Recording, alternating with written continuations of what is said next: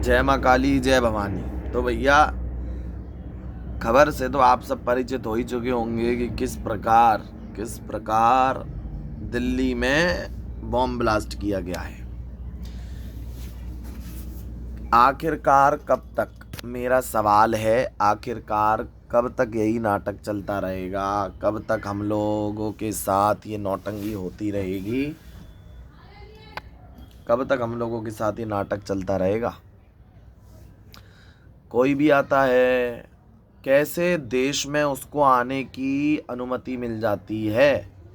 ये तो हम बोल सकते थे पहले कि बाहर का टेररिस्ट कैसे इस देश में आ गया, लेकिन ज़्यादा क्या कहें, वही हिसाब है, घर का दुश्मन घर का भेदी लंका ढाए।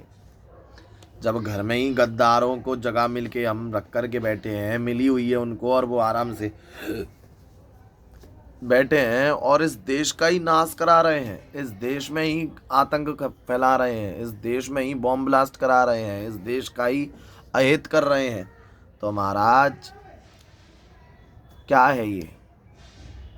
आप थोड़ा सा तो शर्म करो कि किस प्रकार से जिस देश की रोटी खाई, जिस देश ने इतना आपको सुदृढ़ बनाया कि तुम जाकर के चाइना से डिग्री ले आए, वो व्यक्ति देश में जहर को कलेक्ट कर रहा है। किस प्रकार हिंदुओं को जहर खिला करके मारूं, किस प्रकार एक भैया AK-47, वाह कितनी हजार मिली हैं बताओ। यहाँ हम इतने मूर्ख हैं, हमको ये गिनतियां ही नहीं पता, और वो लोग तो मंगवा करके बैठे हैं। देख लो भैया, हिंदुओं का बच्चा घर में से निकला तो साधु संत बन जाता है, और मुसलमानों का बच्चा घर में से निकला तो आतंकवादी क्यों बनता है? ये बहुत सोचने का विषय है। और भैया हमारे प्यारे मुसलमानों, आप लोगों पर निरंतर ये क्यों आक्षेप लग रहा है? बताओ। पहले बोला जाता था ये पढ़े लिखे लोग नहीं हैं, भारत का पढ़ा लिखा व्यक्ति तो ऐसा नहीं कर सकता, वो तो देश को ही समर्पित होगा। देखा जाता है भारत माता की जय नहीं बोलते, वंदे मातरम नहीं बोलते, क्या क्या मतलब क्या क्या गिनाएं चीज़ें। चलिए, वो आपकी स्वतंत्रता, नहीं बोल रहे हैं, लेकिन इसमें भी क्या स्वतंत्रता कि आप अपने जिस वतन में रह रहे हैं उस वतन का आप जय जयकार नहीं लगा सकते। जिस भूमि ने आपको रहने की जगह दे रखी है उस भूमि की आप जय जय नहीं कार कर सकते। क्या ये एहसान फरामोशियत नहीं है? ये एहसान फरामोशियत ही है कि जिस थाली में खाया आखिर में उसमें ही छेद कर डाला। हिंदुओं को भाई भाई करके मुसलमान कैसा भाईचारा निभाते हैं आजकल, कुछ मुसलमानों की वजह से। कुछ, सब मुसलमान नहीं हैं ऐसे।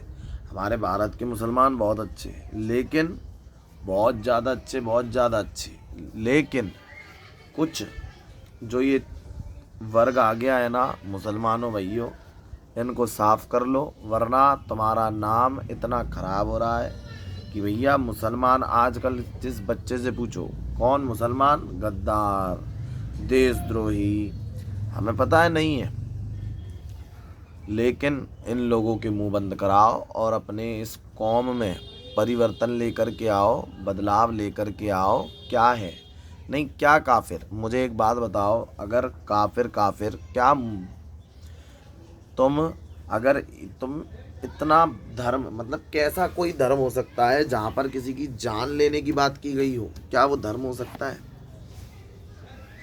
तो इधर आप लोग सतर्क हो जाओ कि भैया धर्म वो है जो आपस में रहना सिखाए, जुदाई करवाना वो दुश्मनियत है।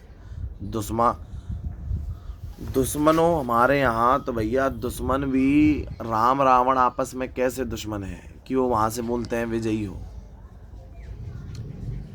रावण जैसे दुश्मन है हमारे यहाँ, जो हर दुश्मन चाहेगा कि मेरा दुश्मन वो हो।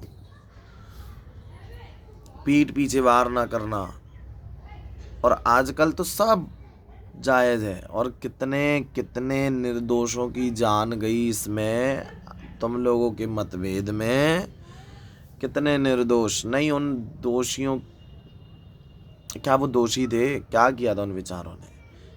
आज अपना एक पालतू जानवर पालो, उसका भी अगर बाल बांका होता है ना तो इतना कष्ट होता है।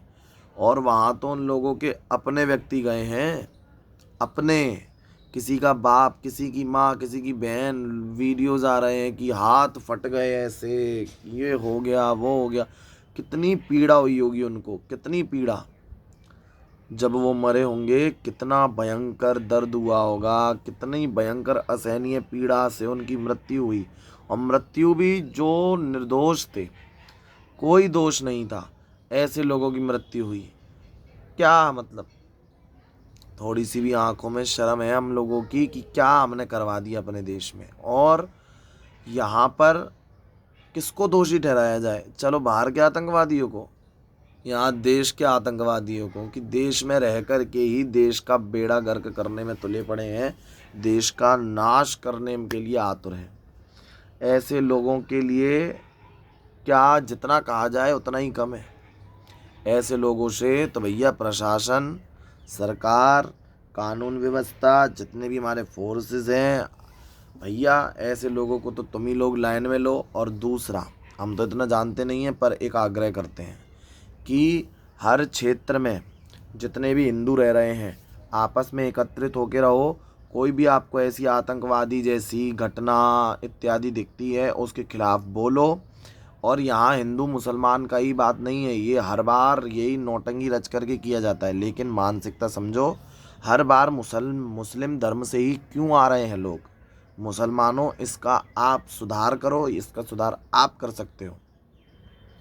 आखिरकार क्यों क्यों अभी देखा गया कश्मीर में किस प्रकार से नाम पूछ पूछ करके कि मारा, कि तुम हिंदू हो, मार दिया। एक नव जो अपना जीवन की शुरुआत करने गए थे, उसका सुहाग छीन लिया उस लेडीज का। किस प्रकार के हम लोग हैं, किस प्रकार के?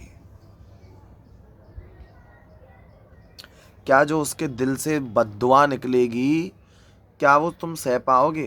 कितनी उस स्त्री के मन से बद्दुआ निकलेगी तुम लोगों के लिए। और जितनी जाने गई हैं, और क्या उनके मन से बद्दुआएं नहीं निकलेंगी? क्या तुम क्या समझो, उनका शरीर ही तो तुमने खाया है।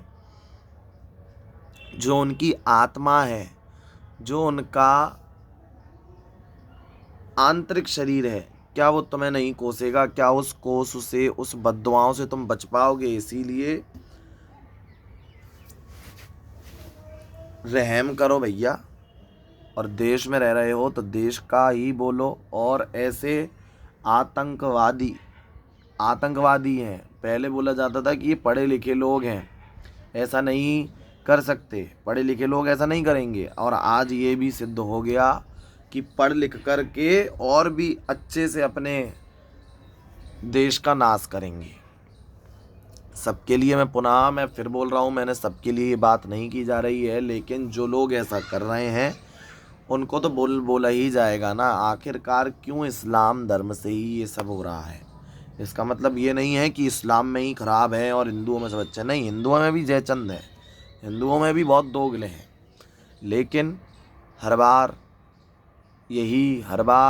यही सब पुनः। इसीलिए भैया अमन चमन शांति अपनाओ, रहम करो जीव मात्र पर, यही निवेदन करते हुए जितने भी मुसलमान भाई हैं, बहनें हैं, बच्चे हैं, सबसे निवेदन कि भैया अपने धर्म में इन लोगों का सफाया करो, इन लोगों की मानसिकता बदलो और देश के प्रति समर्पित रहो, अमन चैन शांति से रहो, यही निवेदन है। और जितने भी लोग मरे हैं उनके लिए भैया राधा रानी के चरणों में प्रार्थना, जगदम्बा के चरणों में प्रार्थना कि भैया उन्हें शांति प्रदान करना। जो भी वो इतनी असहनीय